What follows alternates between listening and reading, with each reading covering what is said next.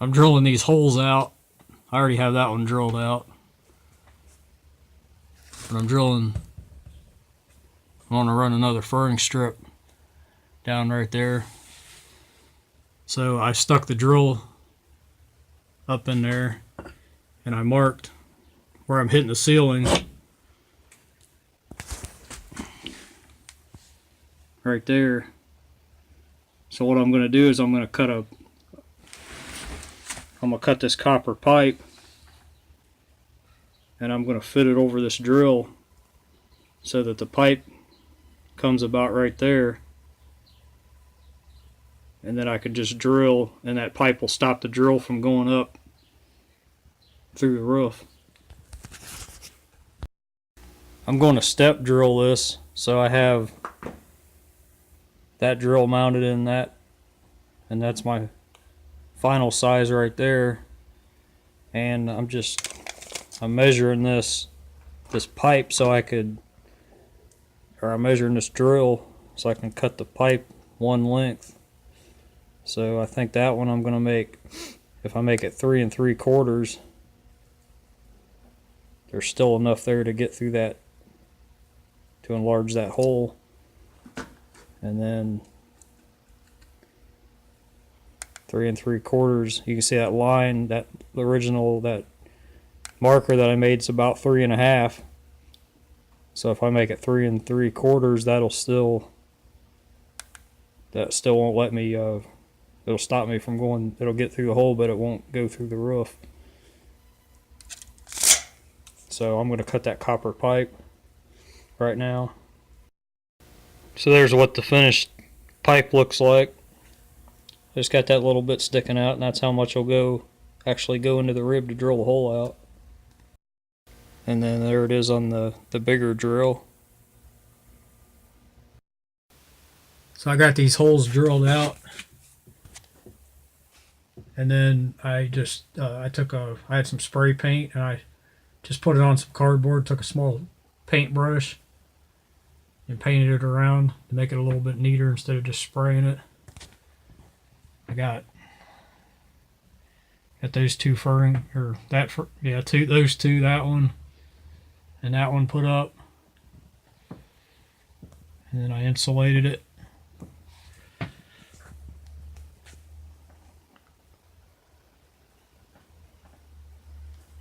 Got that all the way down. I just got to put this middle one back up.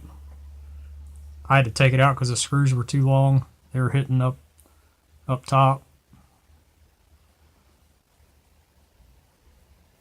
So once I get that fixed, I'll put those back in, put that furring strip back in, insulate it just like that.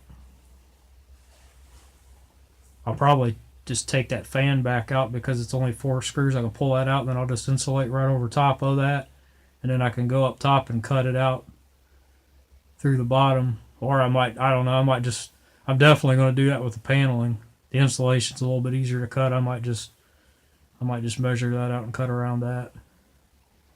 But this paneling, I'm putting this up on the ceiling by myself, so I'm not sure how I'm going to do that. Probably get some 2x4s or something and help hold it up while I'm doing it.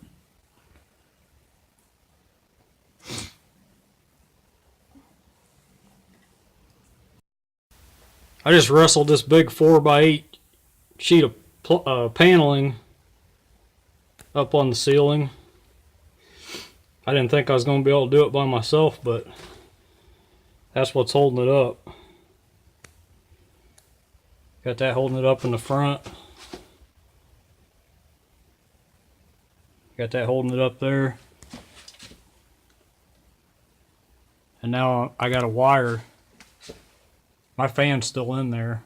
It fit, the paneling fit over it without it. So what I'm going to do is I got to pull that back out, and I got to mark where that wire comes through, and I'm going to drill a hole and then fish the wire through the hole and then put it back up just like it is right now, and then make sure it's all squared up. I had to notch that.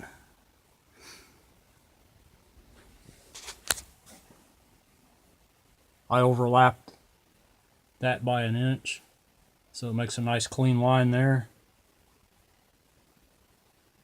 And then I notched the other side just like that in that corner. And it seems like this paneling is going to sit that way a little more because of that wiring harness right there. So I'm kind of got it to where it's not pinching anything right there, because right there's my that fan wire. I don't want to pinch that, so I left enough room for that to come through and not be pinched off. But there's a 4x8 sheet. That's how much it's left over, and it goes about back to there. You can see I got a little spot to put in back there. But it took 3 sheets, I think, because there was a full one. That's a full one. And then from there to that seam, I don't know if you can see it. Right there. Seam. That's 1 sheet. And then the other, so it takes 3 sheets. I got the one on the ceiling, that one, and then I got another, and then that. And then this wall right here I got out of another one, and I got a little bit left to do that.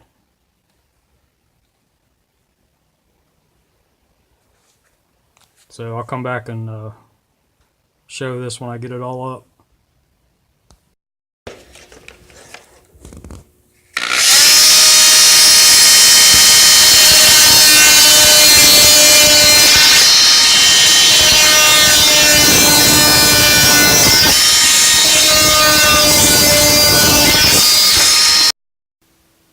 Here's an update on my ceiling. I just cut this hole in and I put my fan back in. I still have that piece to put in.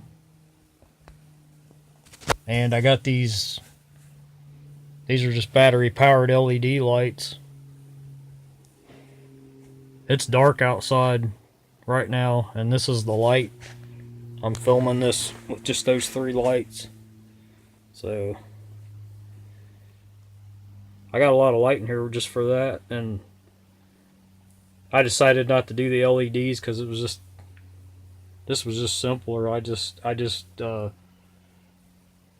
got these stainless steel screws that I use to hold that paneling up, and I just took one out, and I used it to hold the light up and use the paneling at the same time. For some reason, that one and that one I had to put the factory screws that came with it. But that one down there I was able to use these stainless screws, which I wanted to because they were longer, and these are holding the paneling up too. I just got tired of messing with it. I fought that one for a while and got it to work. So I might go back later and try, see if I can get those. And these lights are really hard to get. Let me turn that out so it's not glaring, but there's a line there. You have to line that line up with that line, put it on there and turn it. And then what happens is there's only one screw holding this whole thing wants to spin. So I think what I'm going to do is get a hole saw about that size and just drill it out and just use the scrap piece. It'll be a big donut like with a little tiny hole in the middle. And I'm going to put that in between there, and I'll probably use the paneling. And that way I'll have more space. I can grab that. Because when I turn this to tighten it, that whole thing just spins. So I need to be able to, it's too close to the ceiling to grab it. But that's something, I mean, that's not until I change the batteries again. I'm going to try rechargeable batteries for these. I've never used them, so I might try that. That way I'm not buying these batteries all the time for this. LEDs though, I would think these batteries would last for a while. But got that all in. Just got the trim ring to put on. I'm going to put this piece back for here first before I do that. Sometimes I use different things to make different radii for whatever I'm trying to mark out. Right here I have a cap off of a peanut butter jar, and I'm just using to make a rounded corner on this. This is my pattern for that little piece that goes in the on the ceiling in the back.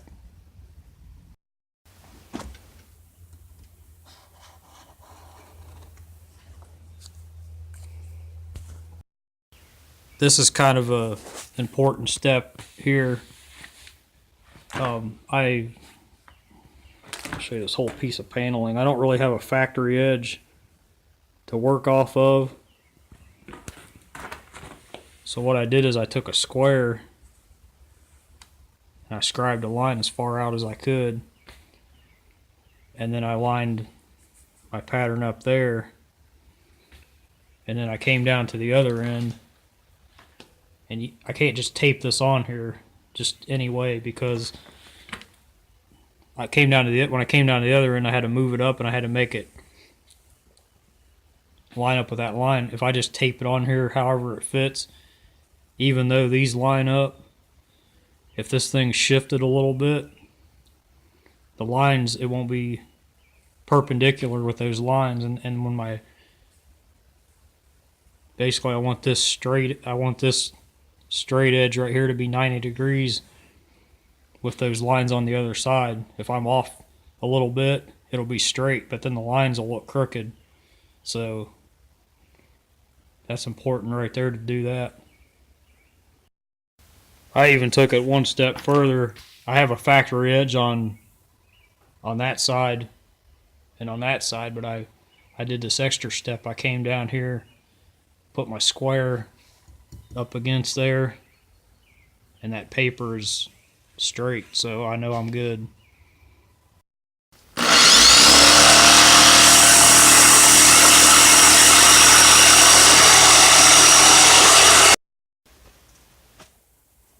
I'm out here chilling out on my couch and looking at a problem that I got here. I've been doing a lot of work off this couch back in this area. It's been kind of nice. But you can see behind me here, I got that piece of the ceiling in, but I don't like this wiring. I don't know if you can see that or not. Adjust that a little bit. I drilled this hole, and I got the wiring coming down, and my plan, I mean, I guess I really didn't plan this out good, but I was going to make the connection right here,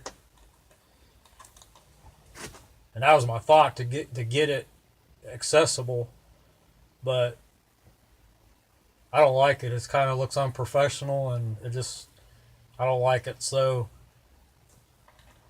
and it's still going to be fine, because once I put these terminals on the end of here, I would have to take this trim ring out anyway.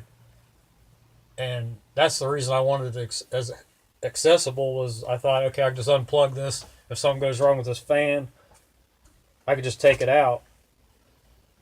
But since I have to take the trim ring out anyway, I might as well do it right. And I'll show you how I plan on doing this. It's actually going to be real easy. So I'm just going to take this back half of this paneling down, and it's actually not that much. And I'm going to pull that back up through, and I'm going to route it down maybe in between right there. I might have to cut a little bit of this insulation out, just route it down between there. And then I got this little box area where this furring strip didn't come all the way up. And I could just tuck all my wires in. I can make this connection right there, have these come out. And by the way, I changed these. If you look at my other video, these are black and white. and I actually messed up, and they were 18 gauge, and I was kind of looking at them like, are these 16? Are these 18? They look like 16. If you look at it and you're guessing if it's 18 or 16, 16 is obvious. I picked up a 16 wire, and I looked at it and I was like, oh, that's obviously 16. And I went back and looked at these other ones, and I was like, I can't tell. It's so small, that it's hard to see. But if you can't tell, it's 18. So I just pulled that out, and while I was there, these is red and yellow is actually the standard for 12 volt ground. This is ground, and this is hot. And I got that information from Pacific Yacht Systems. They do boats, and they're from Canada, so I don't know if that's that way in America. But I thought, well, I'm going to try to do this right. And the reasoning is black is, I think it's black is hot in AC, so you don't get the black ground DC mixed up with the black hot in AC, so they use yellow. And I was just going to originally use this, but this is all going to be up on the wall anyway. So I was ready to put this trim ring on and everything. So now I'm out here looking at it, though. It's not that bad. I got to take those two, and then maybe that one. And I got this hole in here now, so I can reach it pretty good. So I'll check back in once I get all that done and show you how that turned out. Okay, so this is all it took. This literally probably took me less than 5 minutes to do this. Just took them screws out, pulled that down, cut that. I just grabbed it here, forced it up off. Here's my finished fan connection. I got the wires all cut off to length, and I got the connectors put on, and I got it stuffed up in that hole. I put the opposites on the black and white wire. I put a male on one and a female on the other, and then I put the corresponding ones on the red and yellow, and I did that so they can't be mixed up. There's no way you can hook this up wrong now. And I also put some dielectric grease inside those connectors before I put them together. And one thing I wish I would have done was put some shrink tubing. I thought these connectors were actually, they make shrink tubing connectors to where the shrink tubing's built into the connector, and I thought that's what these were. And I tried to melt one of them. I don't know if you can see. You probably can't see that, but that one's black, and it's just plastic. So I already had the connector on, and I was planning on, I think it'll be okay though. This is not outdoors or anything, but so I got that. And now I'm getting ready to put this trim ring up. So there it is, finished. Ceiling's done. Yeah, actually the only thing, I have some decorating to do. I have some old license plates. I think the oldest one that I have is 1929. And that used to belong to my grandpa, and I want to put those up on here after I get my furniture put in. So but for now there it is. It's finished.